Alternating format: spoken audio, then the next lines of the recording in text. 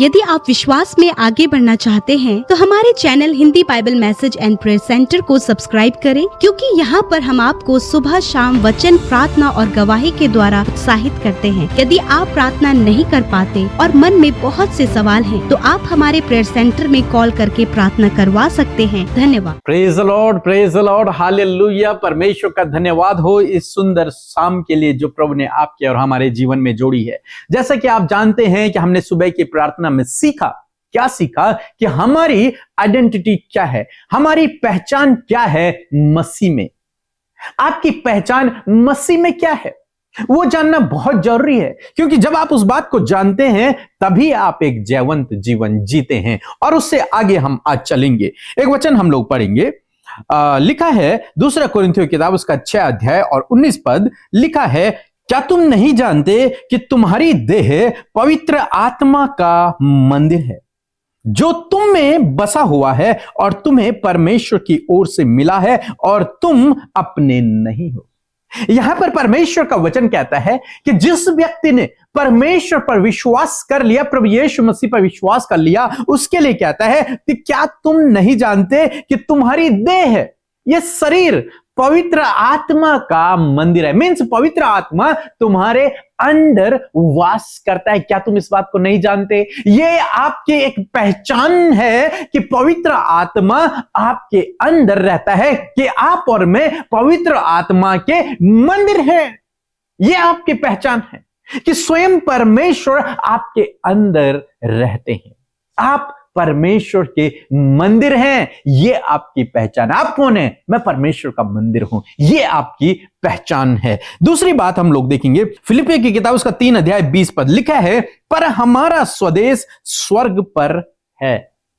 कहते हैं कि हमारी नागरिकता स्वर्ग की है। यह आपकी पहचान है कि आप स्वर्ग के नागरिक हैं, आप परमेश्वर के राज्य के नागरिक हैं, आप परमेश्वर के राज्य के सिटीजन हैं। You are citizen of kingdom of God. आप परमेश्वर के राज्य के नागरिक बन चुके हैं, बनेंगे नहीं, आप हैं। पौलुस कहता है हम हैं।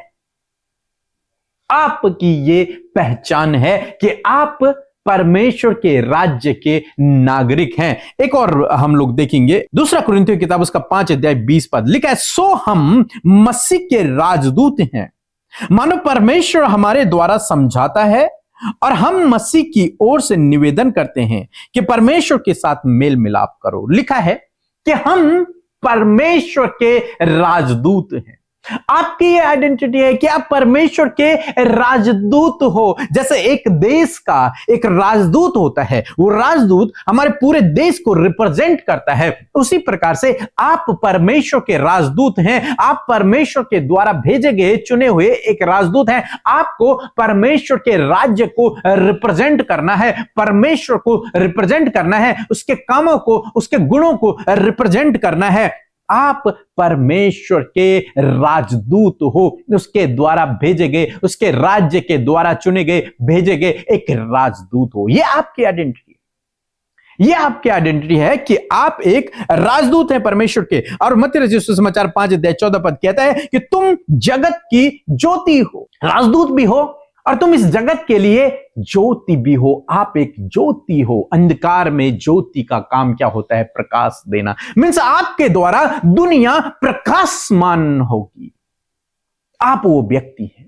तो अपनी आइडेंटिटी को पहचाने कि आप मसीह में कौन हैं। यदि आप इन बातों को समझ गए तो आप एक विजय जीवन जिएंगे। आप हारा हुआ नहीं बल्कि एक विजय जीवन जिएंगे, क्योंकि आप समझ गए हैं कि आप मसीह में कौन हैं। प्रभु की नजरों में आप कौन हैं, आपकी वैल्यू कितनी है, आपकी आइडेंटिटी क्या है। तो मैं आशा करता हूं कि आपने इनके द्वारा बहुत आशीष को पाया होगा। मैं विश्वास करता हूं कि इन बातों को आप अपने जीवन में अप्लाई करेंगे और आप एक जयवंत जीवन को जिएंगे। सो प्रभु आपको इस वचन के द्वारा बहुत आयत से आशीष दे।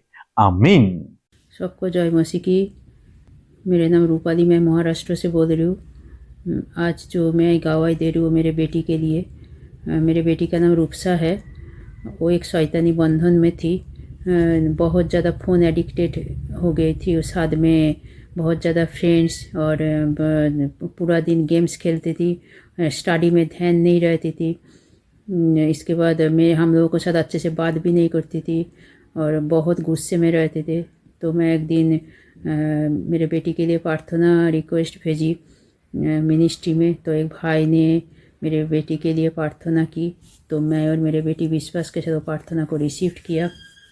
और उसी दिन ही शाम को प्रार्थना में पीके बादर बच्चों के लिए एक वचन दी, जो धर्मी जन का वंश पाकुर्मी होगा, सीधे लोगों का संतान आशीषित होगा। और इसके बाद हर दिन मैं सुबह शाम को प्रार्थना में बच्चों के लिए मैं रिसीव करती थी, जो भी अमृता मसीह प्रार्थना करती थी। और मैं ये वचन को हर दिन मैं बच्ची के लिए मैं घोषणा भी करती थी। तो सचमुच प्रभु ने मेरे बच्ची को ज़िंदगी में बहुत बड़ा काम किया। वो एकदम बिल्कुल फ्री है, आज़ाद हो चुके हैं, उसको ज़िंदगी में बहुत शांति आ चुकी है।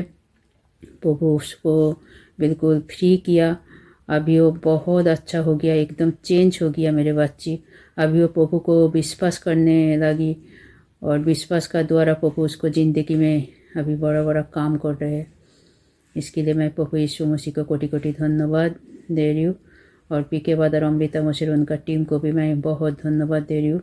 प्रभु उनका और उनका मिनिस्ट्री को, उनका फैमिली को और भी ज़्यादा ब्लेस्ड करे। सबको जय मसीह की। आप सबको जय मसीह की। परमेश्वर का धन्यवाद करते हैं सुंदर शाम के लिए। और मैं आशा करती हूं कि आप सब ने वचन से आशीष पाई है। ये समय होगा कि हम प्रार्थना की ओर जाएंगे। आइए प्रार्थना करें। धन्यवाद धन्यवाद धन्यवाद करते हैं स्वर्ग में विराजमान हमारे पिता, हम आपका आदर और सम्मान करते हैं। धन्यवाद देते हैं कि आप हमारी प्रार्थनाओं को सुनकर उसका उत्तर हमेशा देते हैं। धन्यवाद देते हैं प्रभु, ये इस समय आपका प्रेजेंस हमारे साथ में है, आपका होली स्पिरिट हमारे साथ में है। और प्रभु इस समय पिता हर एक की सोच विचारों को पिता आप होली स्पिरिट के कंट्रोल में ले मेरे पिता परमेश्वर। हर एक गलत बातों को यीशु के नाम से दूर करते हैं, नेगेटिव बातों को यीशु के नाम से दूर करते हैं, हर प्रकार की निराशा को यीशु के नाम से दूर करते हैं, बेचैनी, घबराहट, डाइवर्ट करने वाले थॉट्स को यीशु के नाम से दूर करते हैं। धन्यवाद पिता, हर एक के विचारों पर, उनके जीवनों पर पवित्र आत्मा आप कंट्रोल ले। मैं धन्यवाद देती हूँ पिता कि वचन के द्वारा आपने आशीष दिया प्रभु कि हम सब प्रभु तेरे पवित्र आत्मा का मंदिर हैं। आज जितने भी भाई बहनों ने इस वचन को सुना प्रभु, वो अपनी आइडेंटिटी को, अपने आप को पहचान सके कि वो तेरे राज्य में क्या है। और धन्यवाद कि हम तेरे पवित्र आत्मा का मंदिर है प्रभु, तू हमारे अंदर वास करता है प्रभु। इस बात के लिए धन्यवाद प्रभु जी। मैं धन्यवाद करती हूँ कि इस बात को तूने अपने बेटे बेटियों को बताया है और आज इस बात के लिए आनंदित होने पाए कि हम पवित्र आत्मा का मंदिर है। धन्यवाद करते हैं कि हम तेरे राज्य के नागरिक हैं। We all are the citizen of heaven, Lord। मैं धन्यवाद करती हूँ पिता कि आपने प्रभु इन्हें चुना है और अपने राज्य का सदस्य बनाया है, क्योंकि हमारा स्वदेश पिता परमेश्वर स्वर्ग में है। हालेलुया। धन्यवाद करते प्रभु, यदि आज भी इन्हें डाउट है कि ये स्वर्ग जाएंगे या फिर बहुत सी बातों को लेकर कंफ्यूजन है, पिता आपका धन्यवाद, आज आपने इस बात को बताया है कि ये प्रभु तेरे राज्य के नागरिक हैं। यदि कंफ्यूजन है तो सारा कंफ्यूजन इसी वक्त चला जाए यीशु के नाम से। मेरे प्रभु इस समय पिता बहुत से लोग पिता परमेश्वर आपके वचन को सुनकर उत्साहित हुए हैं, क्योंकि तूने उन्हें अपना राजदूत बनाया है, अपना रिप्रेजेंटेटिव बनाया है प्रभु।